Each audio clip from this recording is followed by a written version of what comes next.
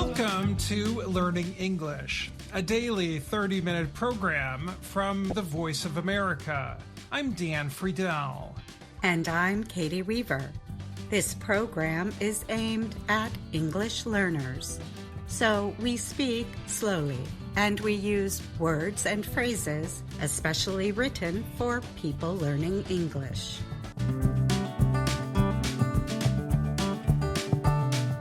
Today on the program, Dan Novak brings us a report on why the baobab tree is found in Africa, Madagascar, and Australia. Then, John Russell tells us about a new device that creates water from moisture in the air. After that, Anna Mateo and I have the Higher Education Report.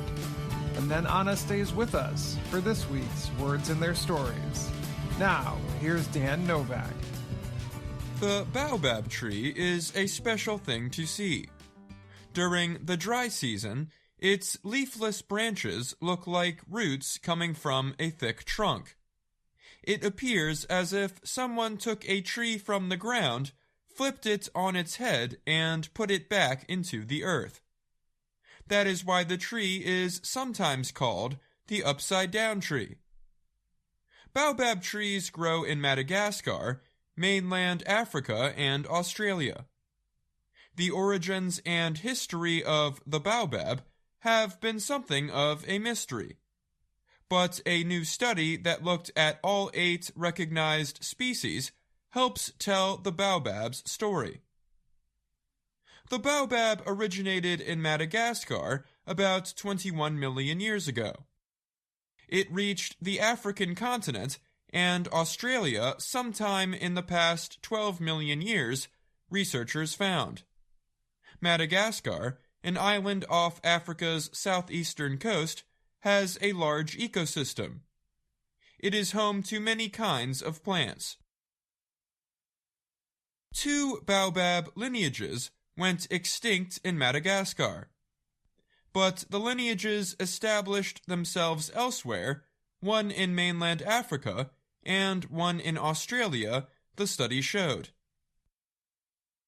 It appears that baobab seed pods floated from Madagascar to mainland Africa, located about 400 kilometers to the west. The seeds also traveled to Australia, nearly 7,000 kilometers to the east. The plants almost certainly got to Africa and Australia, floating on or with vegetation rafts, said plant expert Tao Wan of the Wuhan Botanical Garden in China. He is one of the writers of the study, which appeared recently in the publication Nature. Wan added that the seeds were able to travel to Australia because of the Indian Ocean gyre, an oceanic current. Baobab trees provide food, shelter, and nesting places for wildlife, including bees, birds, and various mammals. Their fruits also provide important nutrients and medicines for people. Baobab leaves can be eaten too. The trees produce large, sweet-smelling flowers. Their sugary nectar appeals to nighttime pollinators like fruit bats and hawk moths. Their flowers also attract 2 kinds of primates, lemurs in Madagascar and bush babies in Africa. Ilya Leach is a plant geneticist at the Royal Botanic Gardens, Kew in London. He is also a study co-writer. He said baobabs can grow to be very large and live for thousands of years. Their very large root systems play an important ecological role, helping to slow down soil erosion and enabling nutrient recycling, he said. Baobabs are a water source for local people during the dry season. But Africa's baobabs are at risk from elephant damage. The animals sometimes cut the tree trunks with their tusks to get water. I'm Dan Novak.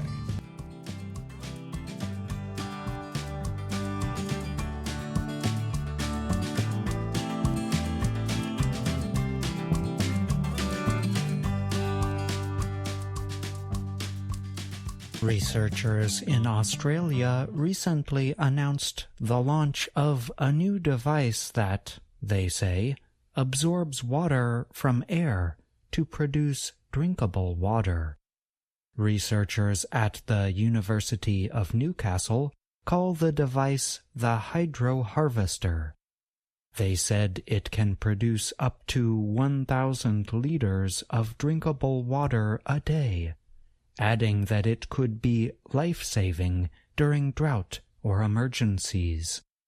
The Australian team said that, unlike other atmospheric water generators, their invention works by heating air instead of cooling it. The device absorbs water from the atmosphere. Solar energy or heat from other industrial processes can be used to produce hot, wet air. After heating, the air cools, producing water for drinking or watering crops. Bedad Mogtaderi of the University of Newcastle's Center for Innovative Energy Technologies told VOA how the technology operates. Hydro Harvester uses an absorbing material to absorb and dissolve moisture from air. So, we use renewable energy, Mogtaderi said. He added, when you condense water contained in that air, you would have the drinking water at your disposal. The researchers say the device can produce enough drinking water each day for a small rural town of up to 400 people. It could also help farmers keep livestock alive during droughts. Mogtaderi said the technology could be used in parts of the world where water is limited. Researchers thought their device would be useful because Australia's climate is dry. More than 2 billion people around the world, they are in a similar situation where they do not have access to high-quality water and they deal with water scarcity, Mogtaderi said. Studies of the technology will be done in several Australian communities this year.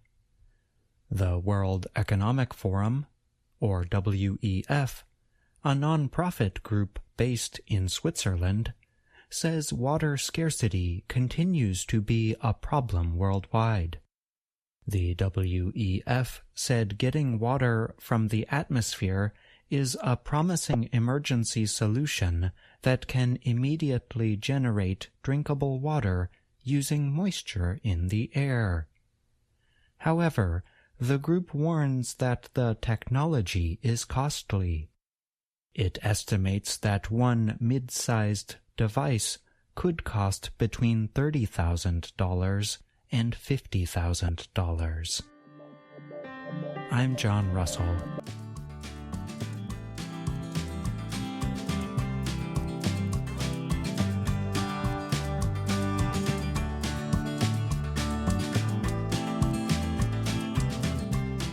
Across the United States, students are now looking to community colleges for training in jobs related to climate change solutions.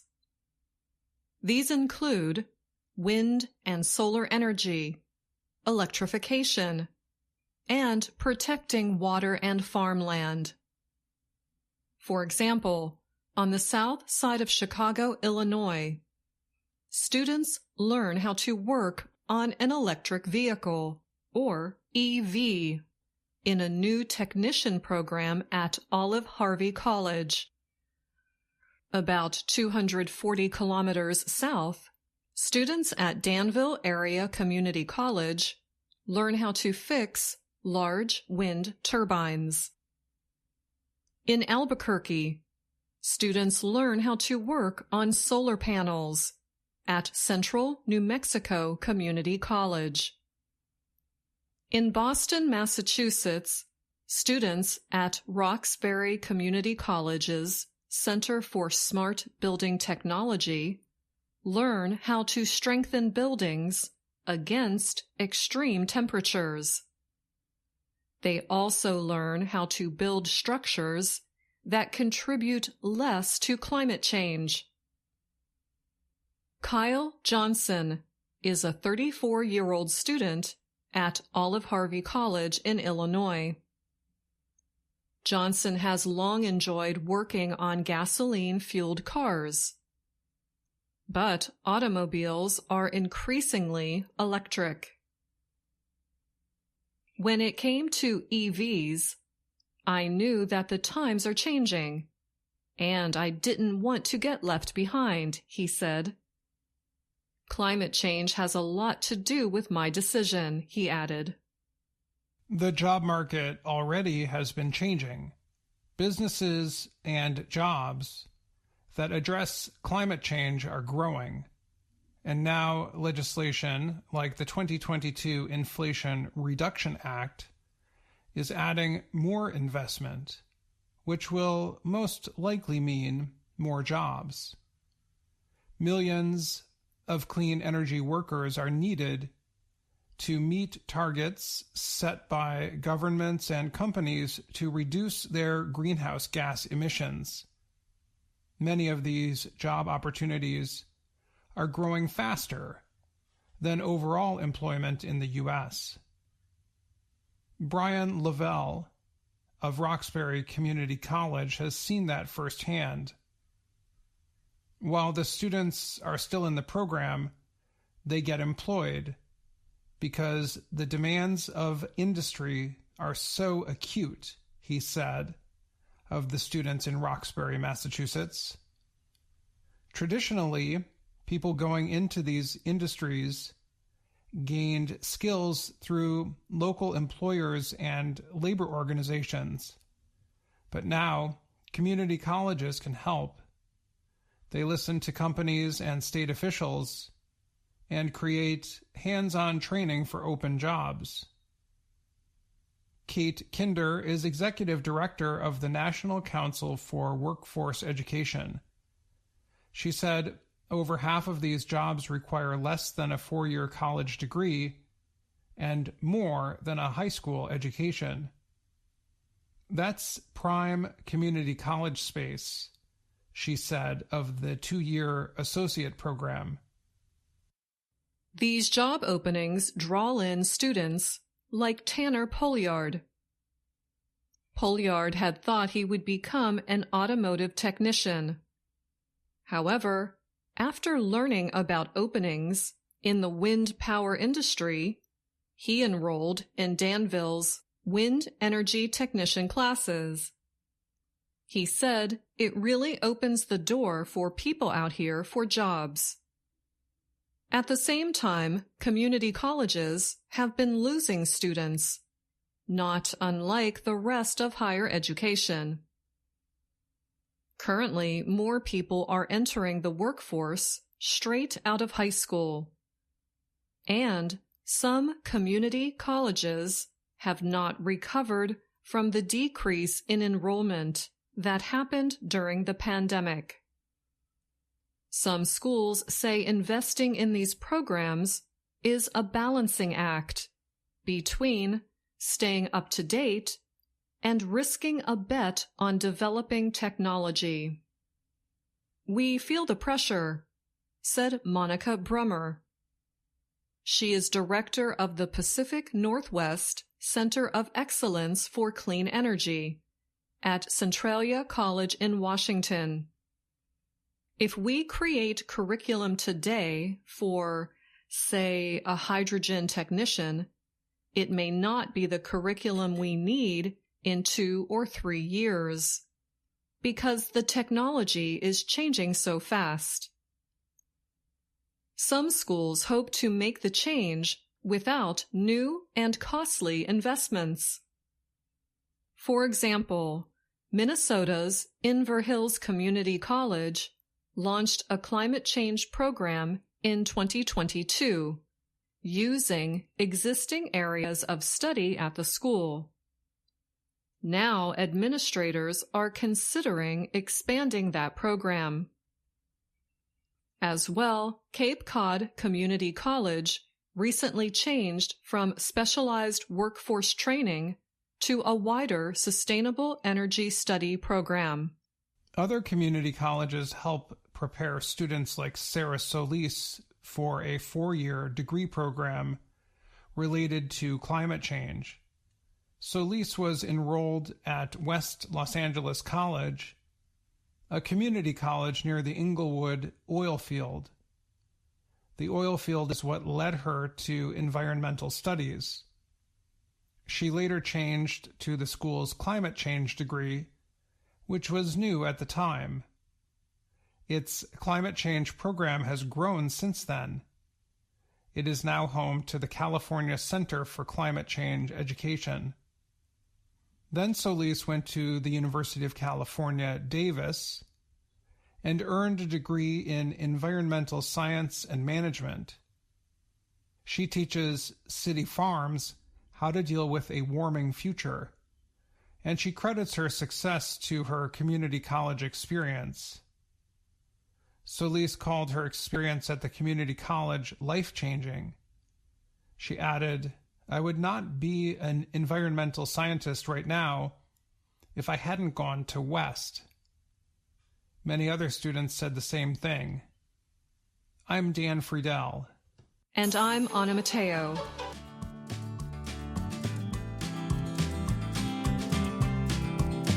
And now, words and their stories from VOA Learning English.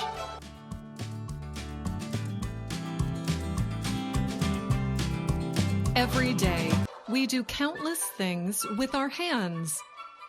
So, it's not surprising that we have many hand expressions that describe how we do something.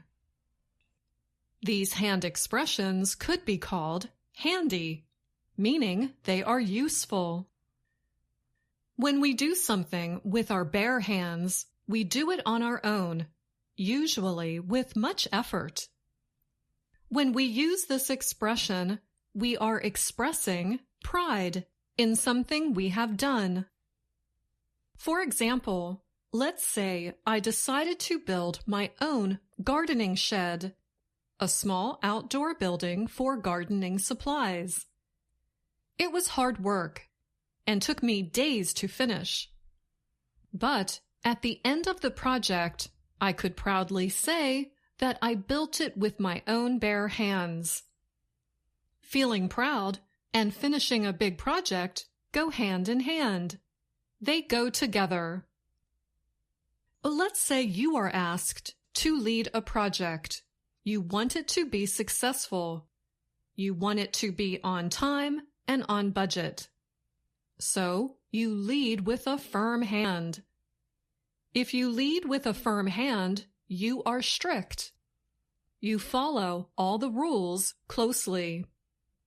You don't let jokes or laziness affect your team's progress. Teachers can teach with a firm hand, and parents can parent with a firm hand too.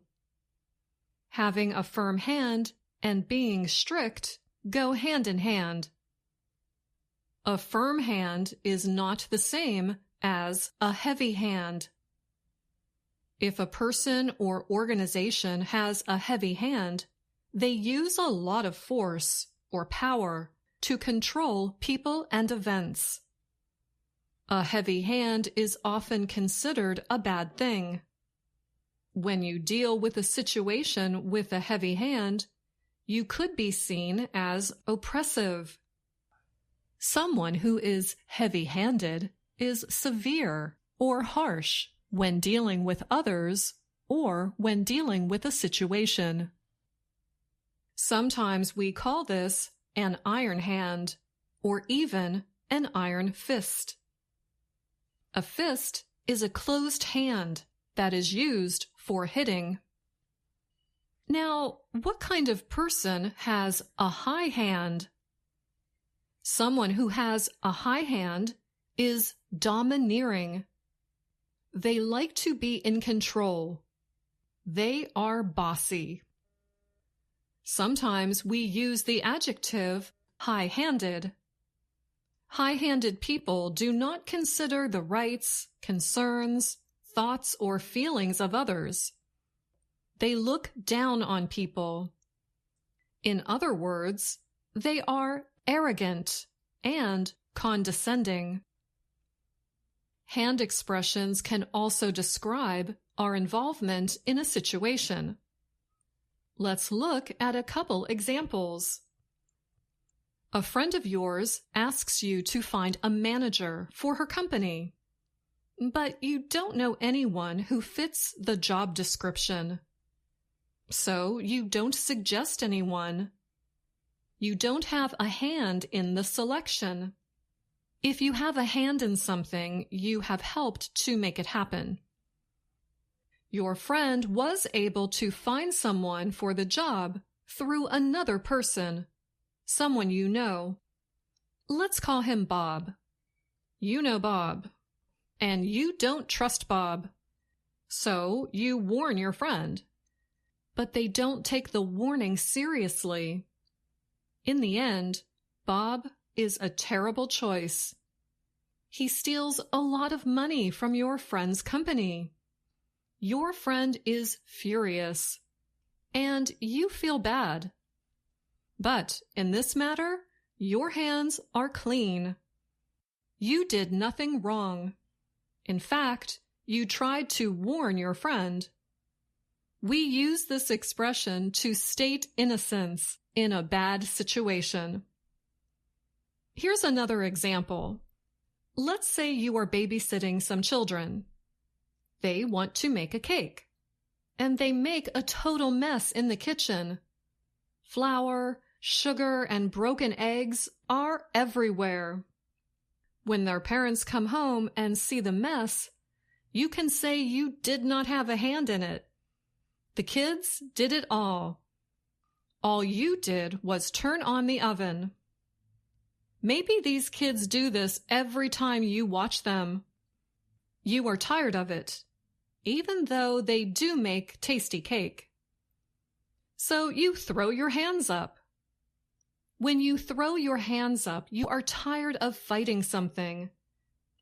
It is a sign that you give up. A good word that describes this feeling is exasperation. People who are exasperated are tired of something, and they often throw their hands in the air. And that's the end of this Words and Their Stories. Until next time, I'm Anna Mateo.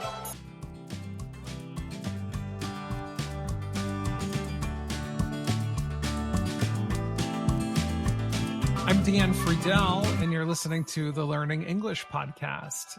Anna is here now to talk with us about all of this week's handy phrases. Welcome, Anna. Thank you, Dan. How are you? I'm doing well. I've been enjoying thinking of all the hand-related phrases, and this week you brought a number of them to our listeners. Let me give you a hand for that. Thank you, thank you, thank you. Absolutely. Well, there are so many, Dan. And there's another expression that I actually didn't put in the story, which is something you just did, to give someone a hand. We call that applause. It is a signal of appreciation, but you can also give someone a hand, meaning you are going to help them. Clapping and giving applause like you would do at the end of a concert is something you can do with your hands. You can do it with your bare hands. And that's another expression that you talked about this week, is doing something with your bare hands. What is something you did recently with your own bare hands? I have to be honest, I am not the most handy person. I am not very crafty. I don't often build things, but for video shoots, I often make my own props using things I find around the house and cardboard. I am very handy making things with my bare hands with cardboard. What about you, Dan? Is there something that you recently did with your bare hands? So we've been telling our listeners about all of the things that I've been up to that have been associated with my wife and I moving into a new home. And there are lots of projects going on.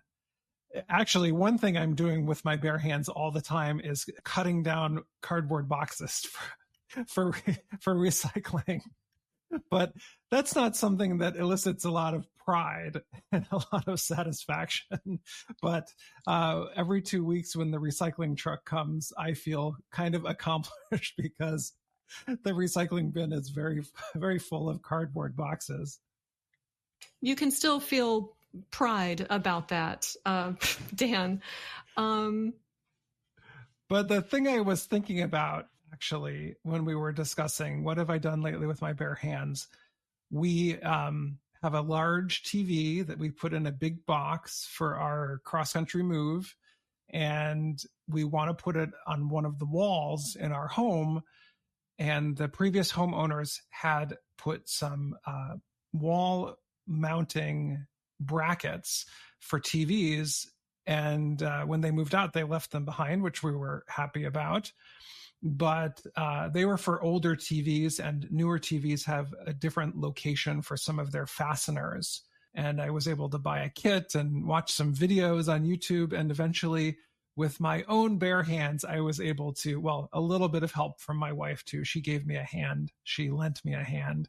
We were able to get it set up. And well, good for you guys. I'm sure you both felt proud to do it with your bare hands. But I was wondering, what are some other hand expressions that you enjoy?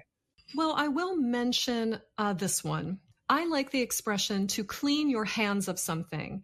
It means to be done with something or to distance yourself from something. For example, let's say I worked for a politician, but then he got caught up in a scandal. I could say, I've cleaned my hands of him. I am done with him. I want nothing more to do with him. I am not associated with him anymore. I think that is a great idiom. It means a type of innocence. I'm innocent of what he was guilty of doing. I think we've seen that kind of thing happen perhaps when a political candidate starts a campaign and then chooses a different strategy or a different direction. And then you might see the former campaign manager interviewed about the current direction of the campaign. And they'll say, I've washed my hands of that. You know, I'm no longer responsible for whatever the candidate just said. You are saying, I am innocent. I had nothing to do with this, whatever the problem is. We all have those moments, like you sort of say, my work here is done. maybe that's a good thing or a bad thing. Like, I've done all the damage I can do here, so I better extricate myself from the situation. Yeah, and sometimes we even do that with our hands. If listeners can hear it, I am kind of clapping my hands. I'm like washing my hands of someone. You just said it very well, Dan. Yeah. No, we all know that that hand gesture pretty well, I think, around the world, to pantomime cleaning your hands. So hard to see on a podcast. Hard to see. Our listeners understand. Hard to see on an audio podcast, but I think people can use their imagination. Well, Anna, I think we have to wrap this up. I think, wrapping up is something that you can do with your hands, like if you're wrapping a package, but that's a way to say it in the audio production world and the video production world. I think we're going to wrap up this conversation, but I want to thank you for having a hand in the production of the podcast this week. Thanks, Anna. My pleasure. Thanks for all your handiwork.